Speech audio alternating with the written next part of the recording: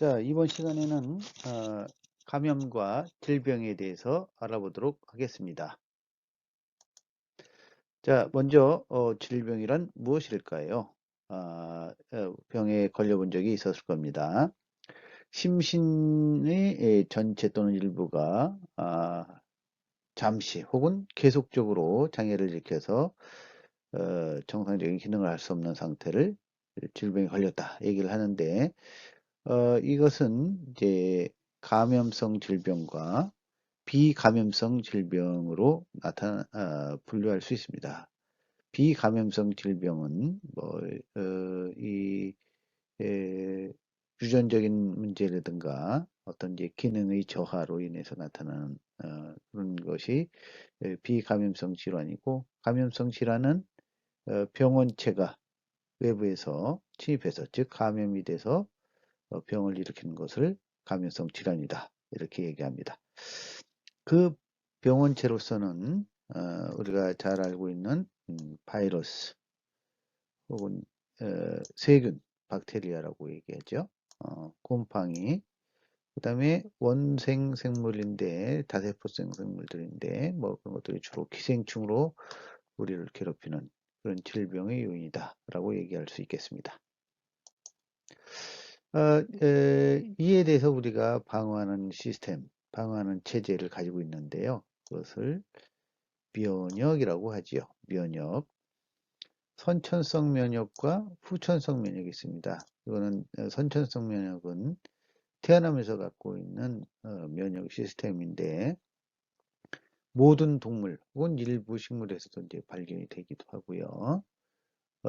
이 병원체의 침입 유무를 구분하지 않고 감염 즉시 작동을 한다. 뭐 이런 것들, 요게 이제 선천성 면역의 특징이고, 후천성 면역은 적응 면역이라고도 하죠. 그다음에 이런 것은 이제 병원체를 침입한 것을 감지하고 그것에 대해서 대책을 마련하는 겁니다.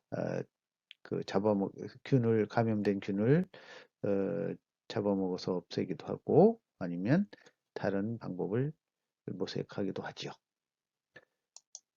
자, 오늘 할 내용을 이 하나의 그림으로 나타낼 수 있습니다. 자, 그래서 일단은 이제 선천성 면역에는 어떤 것이 있을까를 보고, 그 다음에 적응 면역, 후천성 면역이죠. 이건 또 어떻게 이루어지는지. 어, 그래서 선천성 면역은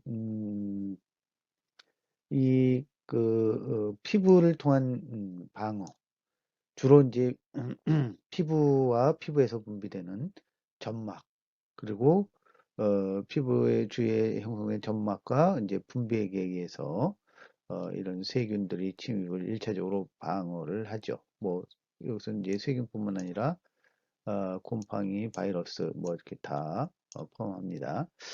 그 다음에 이제 내부에서는 이제 식세포 작용, 자연살생세포, 아포토시스라고 그러죠. 항미생물 단백질을 만들기도 하고 염증 반응이라는 것이 일어나기도 합니다. 그 다음에 후천성 면역은 이제 체액성 반응이라고 그래서 항체를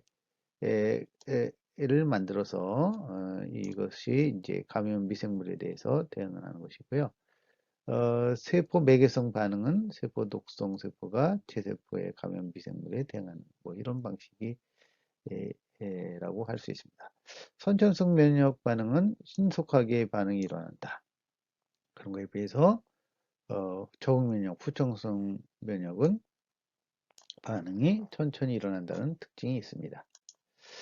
자, 이거는 우리 피부, 그 다음에 이제 피부의 겉을 둘러싸고 있는 죽은 세포들로 있는 이제 표피층이고, 그 안에는 진짜 살아있는 세포들로 이제 피부를 구성하는 진피가 이렇게 되어 있죠. 자, 그래서 터지지 않는 한, 이 피부가 터지지 않는 한 우리는 이 세균의 감염에 대해서 저항할 수 있다. 이렇게 얘기할 수 있겠습니다.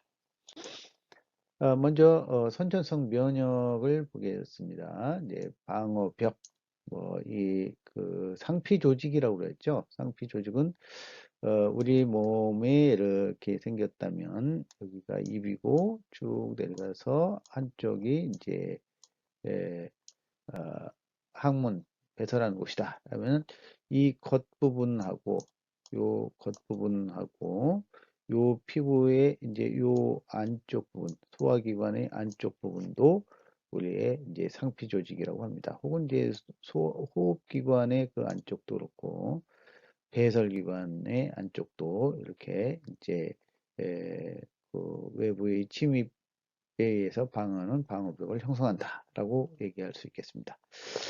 그 다음에 세포성 선천 방어. 이거는 이제 그 식세포 작용이 있죠. 주로 이제 우리가 백혈구에 의해서 일어난다고 그러는데 그래서 요거는 이제 이 세포를 잡아먹는 이런 것이고요. 호중구라는 것은 역시 이제 식세포인데 이 조직에서 나오는 화학적 신호에서 미생물을 잡아먹고 파괴시킨다 이런 것이고요. 또 하나는 이제 대식세포. 대식세포는 음, 온몸을 이동하기도 하고 그래서 이 여러 세포의 기관을 이 여러 체내의 이제 기관이나 조직에 이제 정착을 해서 보다 효과적인 식세포 작용을 수행합니다. 그 다음에 호산군은 어, 기생충과 같은 다세포 침입자의 방어에 중요한 역할을 하고요.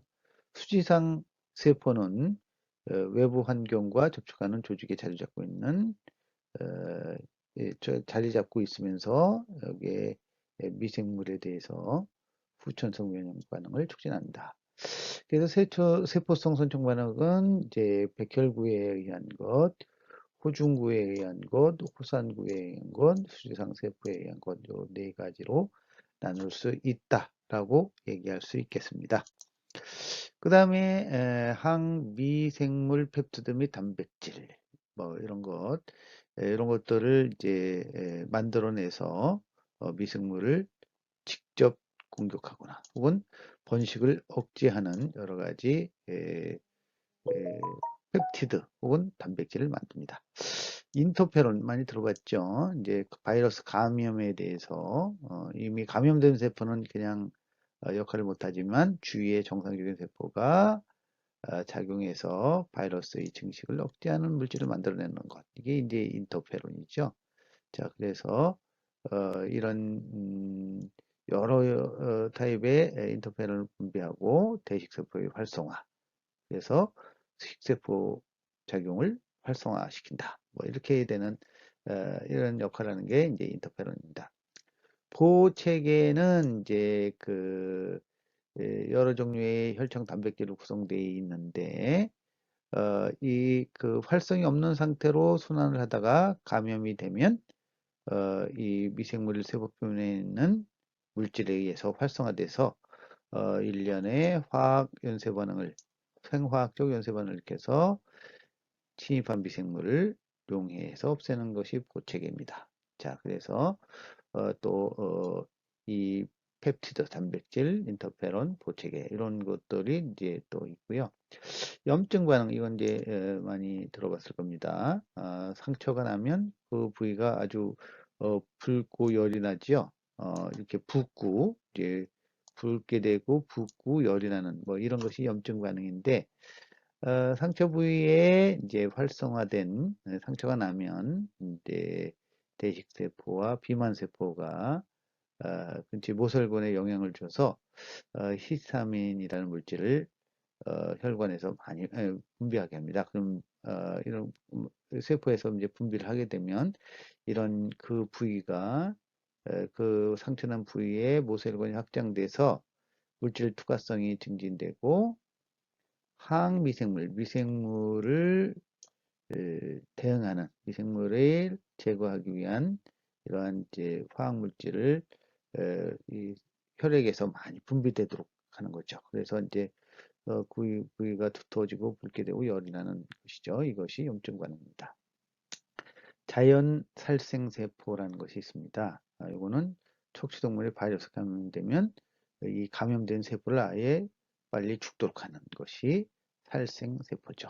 세포 자살이죠. 네.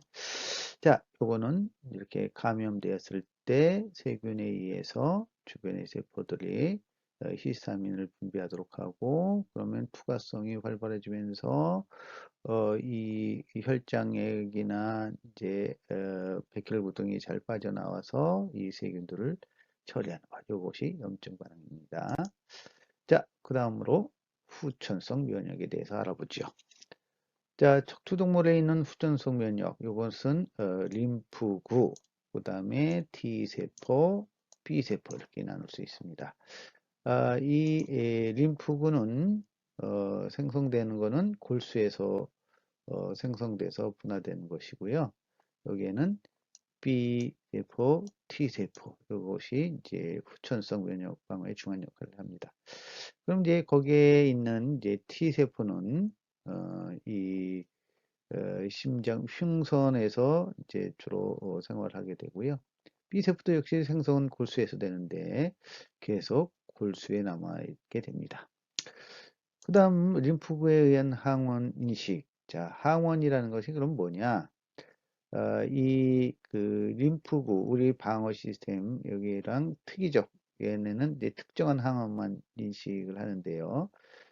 이런 어떤 이제 화학 물질을 이 바이러스나 이제 침입한 물질들 그러니까 생물체들 바이러스나 세균이나 곰팡이가 가지고 있는 어떤 이제 특정한 이 화학 물질 이런 것들을 이 항원이라고 하죠.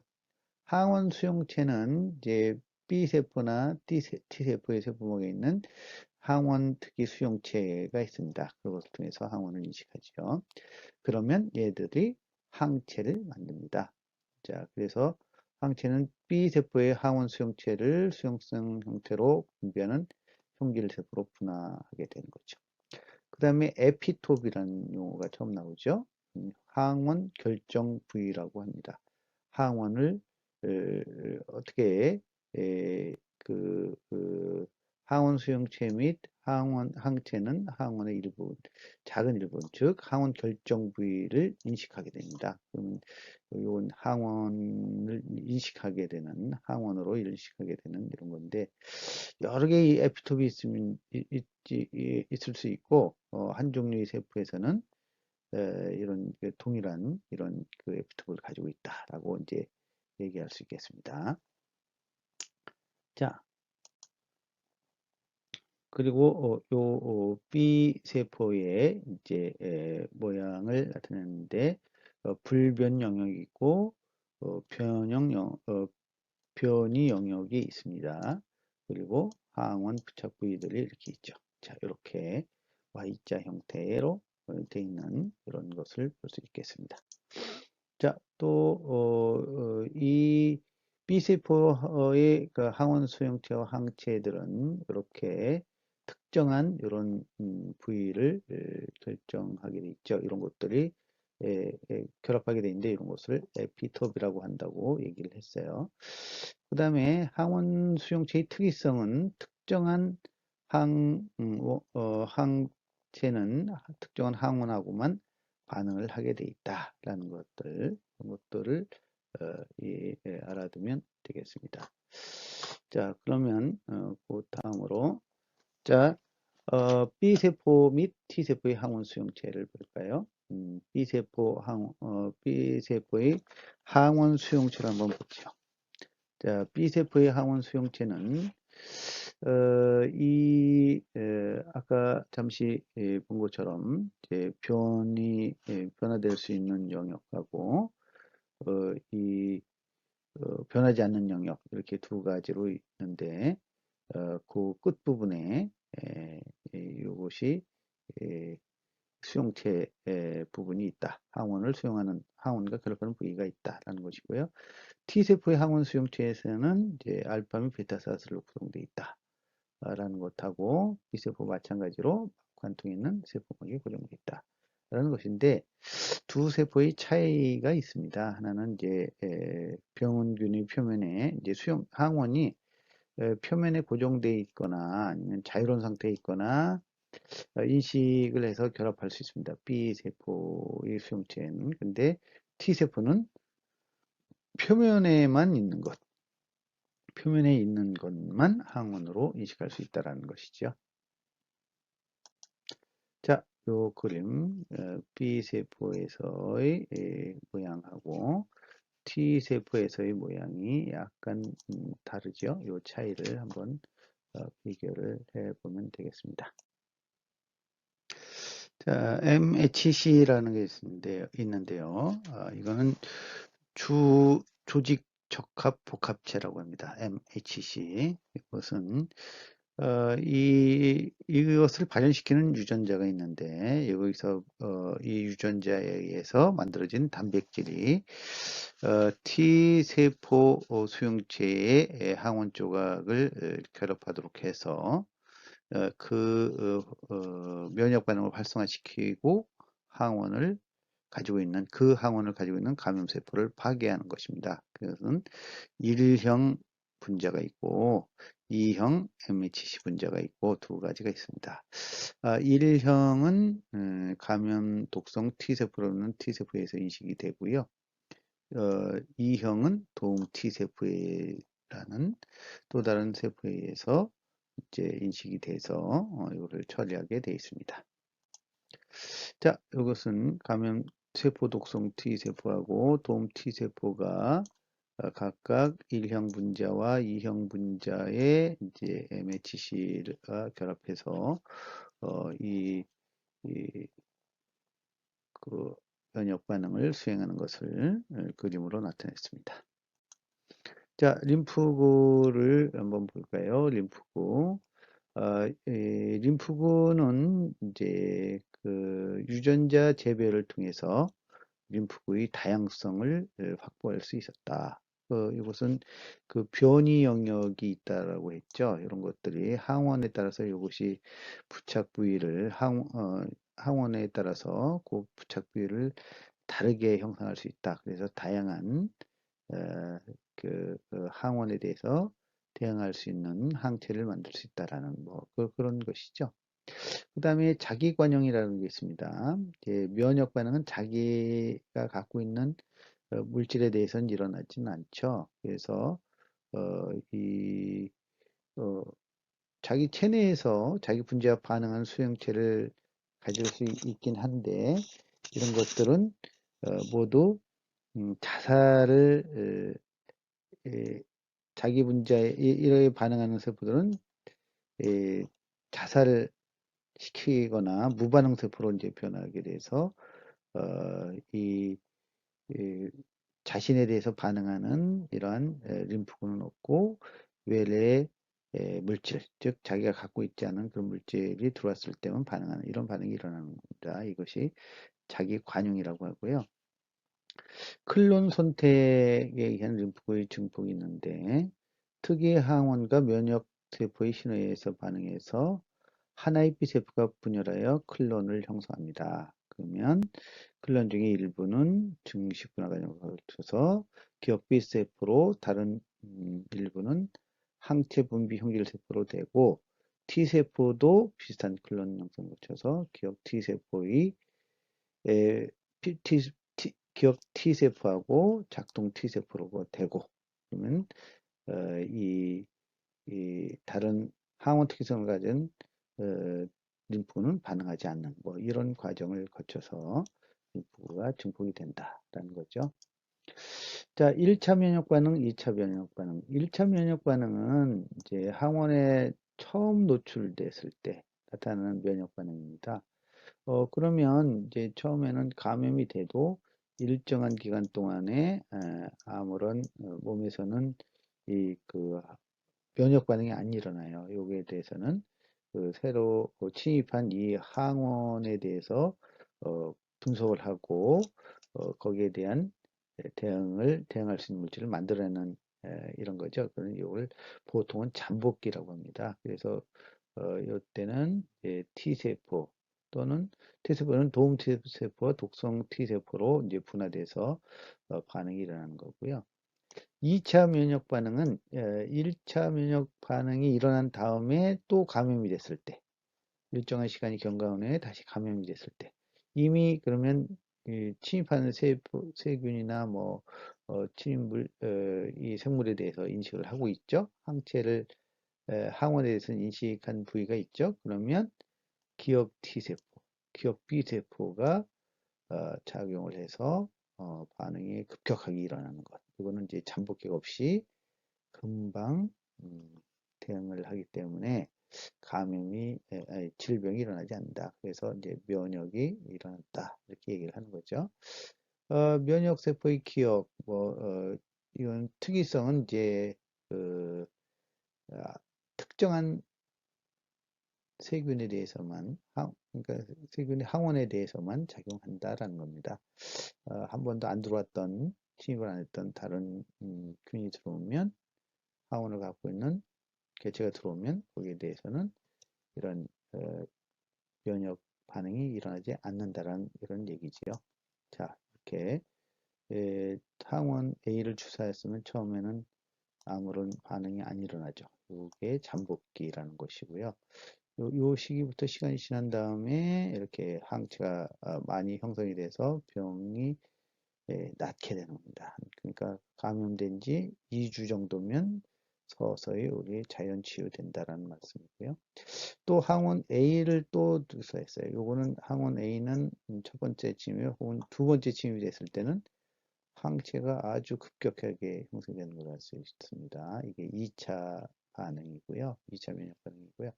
그렇지만 항원 B는 여기 처음 들어왔기 때문에 일정 정도의 7, 8일 정도의 이런 잠복기를 거쳐서 다시 1차 면역 반응이 나타나는 겁니다. 이건 특이성이라고 얘기를 했죠.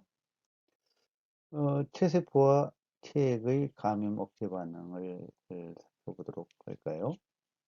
후천성 면역의 체액성 반역, 체액성 면역 반응, 세포성 면역 반응. 요거는 이 체액성 면역 반응은 항체를 생산하는 거니까 항체 매개 반응이라고 하는데요. B세포를 활성화시키고 클론 선택을 통해서 혈액을 부순하는 과정을 수하는 항체 생성을 촉진하는 과정이다. 라고 할 수 있고 세포성 면역은 이제 표적 세포를 찾아내서 파괴하는 세포 특성 T세포를 활성화시키고 클론 선택 과정이다. 얘기를 할 수 있겠습니다. 여기서 도움 T세포는 거의 모든 항원에 대한 반응을 매개하고 있습니다. 그 다음에 세포 특성 T세포라는 게 있는데요. 감염세포에 대한 침입한 세균이죠. 세균이나 뭐 그런 생물체의 이제 항원이죠. 그게 세포의 매개 반응을 매개를 하고 B세포는 세포 바깥의 병균에 대한 반응을 매개하는 그런 역할을 합니다. 자, 요것이 그림으로 다 나와 있죠. 도움 T세포의 역할이 아주 지대합니다. B세포도 활성화시키고 세포 독성 T세포를 만들기도 하고 기억 도움 T세포를 통해서 항원에 대한 항체를 기억 세포를 활성화시켜서 만들어내도록 하는 중요한 역할을 한다라는 것이죠. 항원의 종류는 몇 가지가 있습니다. 이런 거는 나중에 더 심화된 학습을 통해서 알아보도록 하고요. 지금은 여러 종류의 항체를 가지고 있다. IgM, IgG, IgA, IgE, IgD 이런 것들을 갖고 있다는 것을 알아두면 되겠습니다.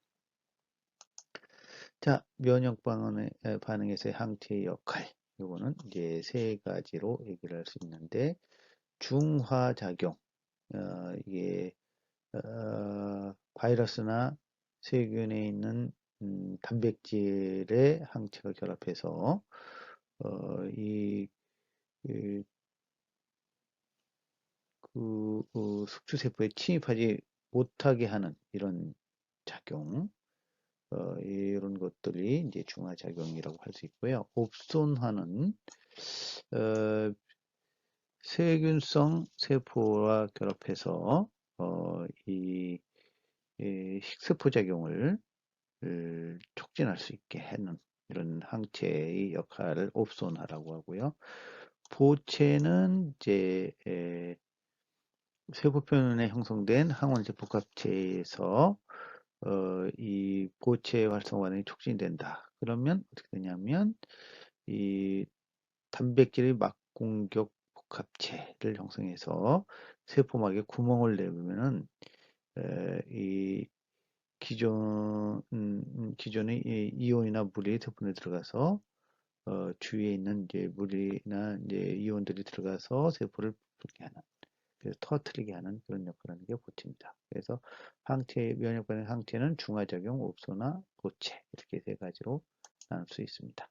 자, 이거는 중화작용, 옵소나, 보체계 이렇게 얘기가 될 수 있고요. 능동 면역은 자연적으로 기억세포의 클론이 형성돼서 인위적인 면역화 반응으로도 형성될 수 있습니다. 그래서 예방접종에서는 미생물의 비범은 상태 혹은 미생물의 특정 부분 성분을 사용해서 미생물에 대한 면역 반응을 일으키도록 하고 기억을 유도하는 뭐 이런 게 능동 면역이고요. 수동 면역은 자신에 의해서 이런 게 생성이 되는 게 아니라 전달받은 항체 이런 것들을 통해서 감염된 미생물을 방어하는 것, 이것을 이제 수동 면역이라고 하죠. 면역 거부 반응은 이제 혈액 그룹에서 나타납니다. A형을 B형에다 두면 안 되죠. 뭐 A형을 이 O형에 넣어도 이제 거부 반응이 났고, 그렇지만 O형은 뭐 이렇게 줄 수 있는 이런 관계가 있습니다. 이런 거는 서로 이제 혈액도 일종의 항원 항체 반응, 응집원, 응집소라는 걸 갖고 있어서 이렇게 면역 거부 반응이 나타날 수 있다라는 거고요. 그 다음에 조직 및 기관 이식, 외부에 있는 조직이나 기관을 이식했을 때 거부 반응을 나타날 수 있습니다. 그런데 그럴 때는 이 면역 체계가 다르기 때문에 나타나는 현상인데요. 그러면 이식된 부위를 막 공격할 수 있죠. 그때는 어, 소량의 일정 정도의 면역 억제제를 투여해야 그 조직이 손상되지 않고 기능을 할 수 있습니다. 이런 것들 또 알아두시고요. 면역계 기능 손상, 이거는 이제 과도한 면역 반응, 이건 이제 알레르기 혹은 알러지라고 얘기를 하는 거고요. 그 다음에 이제 자가 면역, 자신에 대해서 스스로 이렇게 어, 어, 자신의 이런 원래는 자기가 갖고 있는 화학물질에 대해서 공격을 항원으로 인식하지 않는 반응이 일어나는데 이것에 이상 현상이 나타나는 것, 즉 자기 관용이 나타나지 않고 이렇게 되는 것. 이런 것들은 이제 류마티스 관절염이라든가 다발성 경화증 이런 것들이 바로 그런 거고요. 과로 스트레스에 의한 면역계 이런 것들은 이제 면역 기능을 억제하기 때문에 과로 스트레스는 아주 위험합니다. 그 다음에 면역 결핍증, 이거는 이제 선천성, 후천성, 이건 이제 에이즈에 의한 것이 후천성 면역 결핍증인데요. 면역 결핍증도 나타날 수 있습니다. 이게 면역계가 손상되는 이런 반응이고요. 또 이제 HIV 후천성 면역 결핍증은 이제 T세포를 공격을 해서 아주 기능이 다양한 T세포를 공격을 해서 면역 반응이 나타나지 않게 하는 그런 것들도 있고요. 암과 면역과의 관계, 이제 면역 결핍에서는 암이 잘 발생되는데 그 이유에 대해서는 아직 잘 밝혀지지 않았지만 관련성은 아주 높다라고 이제 이 보고돼 있어서 좀 더 연구가 필요한 분야이기도 하죠. 자, 이런 것들, 엘러지 반응, 류마티스 반응, 뭐 이런 것들 보입니다. 그 다음에 후천성 면역 결핍증, 이거는 이제 이 점차 이런 도움 T세포의 농도가 줄어들면서 얘네의 활동이 아주 활발해지는 이런 것들을 보여주고 있죠. 자, 이상으로 오늘은 면역과 감염과 질병에 대한 내용을 소개했습니다.